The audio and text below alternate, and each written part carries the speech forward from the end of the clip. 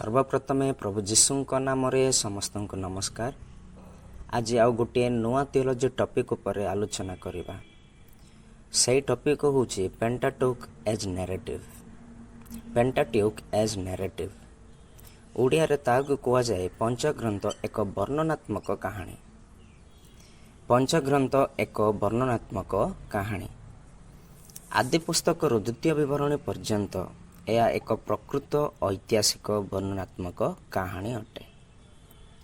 मु एई वीडियो रे दुई गुटी पंचग्रंथ बाइबल पंडित मानकर मतामत उपर आलोचना करिवे, जो माने कि पेंटाट्यूक एज नैरेटिव एई थियोलॉजी बई लिखिथिले, जोटा आमानक पई संपूर्ण भाव एक नुआ टॉपिक अटे। सेमानक नाम थिला गॉर्डन जे वेनम एवं जॉन एच सेलामर। एई दुई व्यवस्था पुस्तकर बाइबल पंडित माने अलगा अलगा पेंटाट्यूक एज नैरेटिव थियोलॉजी बईटी लिखिथिले। एमानक मतरू दुई गुटी विषय आज आमने शिखिबा। प्रथमे आमने शिखिबा नैरेटिव यूनिटी, द्वितीय रे आमने शिखिबा नैरेटिव स्ट्रक्चर।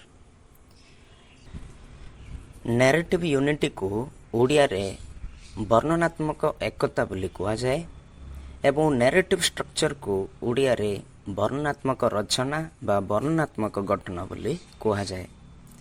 एई दुईटी तत्व वेनाम एवं सेलहामरଙ୍କ द्वारा डेवलप हेतिला। प्रथमटी जाको नैरेटिव यूनिटी कुआ जाए वेनामଙ୍କ द्वारा डेवलप हेतिला एवं द्वितीयटी जाको नैरेटिव स्ट्रक्चर कुआ जाए सेलहामरଙ୍କ द्वारा डेवलप हेतिला। एबे आसंतो प्रथम वर्णना विषय रे आलोचना करिबा, जाको नैरेटिव यूनिटी कुआ जाए। मसांक पुस्तक गुड़िक कहीं एक वर्णनात्मक एकता कुआ जाए बा नैरेटिव यूनिटी कुआ जाए, ताहा माने आसंतु देखिबा। वेनामଙ୍କ अनुसारे से पंचग्रंथ को एक सुसंगत प्रकृत कहानी भावरे व्यवहार करती। यह एक अनरिलेटेड एवं असत्य परंपरार कहानी नुह बोली से दाबी करती। यार अर्थ यह एक सत्य ऐतिहासिक वर्णना अटे एवं सत्य घटनार विवरणी अटे बोली से प्रकाश करती।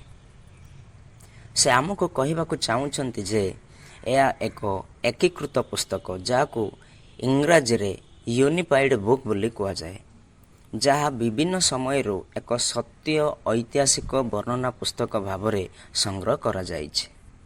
तांको अनुसारे मसा व्यवस्था पुस्तक लिखि अछंती, किंतु याको परवर्ती समय रे लेखक माने किंबा संपादक एवं प्रबंधक माने किंबा शास्त्री माने, जाको इंग्लिश रे राइटर्स, रिडक्टर, एडिटर्स एंड स्क्राइब्स बोली कहती, एमानंक द्वारा धीरे धीरे समयानुक्रमे एक क्रमबद्ध भावरे एवं धारावाहिक भावरे पुनर्बार सजाई अछंती बोली मतामत दियंती।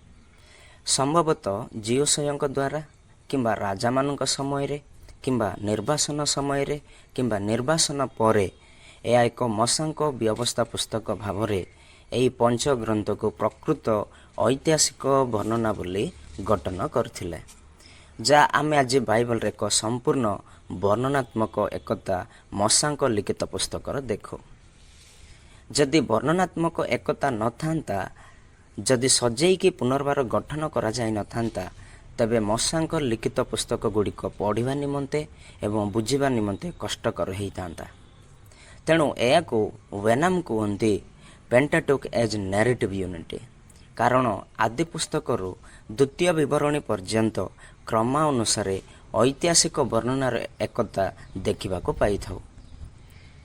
से जेईडीपी तत्व गुड़िक प्रत्याख्यान करती नहीं, किंतु से पंचग्रंथर शेष रूप उपरे ध्यान देई वर्णनात्मक एकता स्थापन करथिले। तेबे वर्तमान जानिबा वेनामଙ୍କ लक्ष्य गुड़िक, से एई थियोलॉजी बईटी काहींकी लिखिथिले। नंबर 1 रे पंचग्रंथ पुस्तक गुड़िक वर्णना करी लेखा जाइअछि बोली आधुनिक पाठक मानंको साहाय्य करबा निमंते से थियोलॉजी बई लिखिथिले। नंबर 2 रे बाइबल रे थिबा आरंभर प्रकृत कहानी को बुझंतु बोली से पंचग्रंथ को वर्णनात्मक प्रकृत कहानी भावरे लिखिथिले। नंबर 3 रे ऐतिहासिक कहानी एवं व्यवस्था द्वारा इस्राएल रो परिचय को आकार देवा निमंते उल्लेख करथिले। वर्तमान आमे देखिबा द्वितीय तत्व जाको नैरेटिव स्ट्रक्चर बोली 𝗏𝗡𝗏 कहते। से अनुमान करती जे पंचग्रंथ पुस्तक गुड़िक केवल आईनगत व्यवस्था पुस्तक नुहे किंबा ऐतिहासिक पुस्तक गुड़िकर एक संग्रह नुहे, ता सहित यह एक धर्मशास्त्रीय कहानी भावे वर्णना करी गठन करा जाइछि बोली से मतामत दियंती। तेणु से कहते व्यवस्था पुस्तक गुड़िक एक वर्णनात्मक गठन पुस्तक अटे। यह वर्णना करी प्रकृत ऐतिहासिक कहानी गुड़िक लेखा जाइछि बोली से मानती। सेतिपाई पंचग्रंथ पुस्तक गुड़िक एक साहित्यिक रचना अटे, जेउटारे कहानी वंशावली एवं नियम गुड़िक उद्देश्यमूलक भाव में सजा जाइछि बोली से दाबी करती।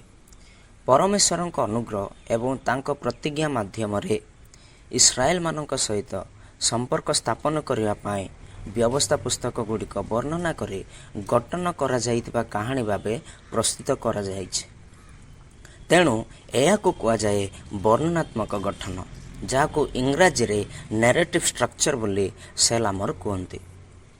एणु मोर प्रियर श्रोता बंधु, यही दुई गोटी तत्व द्वारा आमने मसांको लिखित पुस्तक गुड़िक जहाँ को पेंटाटिक बा पंचग्रंथ बोली कह जाए, यह रचना करी वर्णना करी गठन करी आमनकु बुझिला परे यही पंचग्रंथ पुस्तक गुड़िक प्रकृत ऐतिहासिक कहानी भावे पुनर्बार सजाड़ी उल्लेख करागला।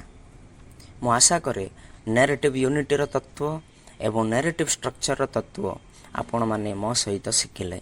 जदि एई वीडियोटी को भल लागिथिबो तेबे मो यूट्यूब चैनल को सब्सक्राइब करी मोर उत्साहित करंतु। धन्यवाद। समस्तंकु नमस्कार।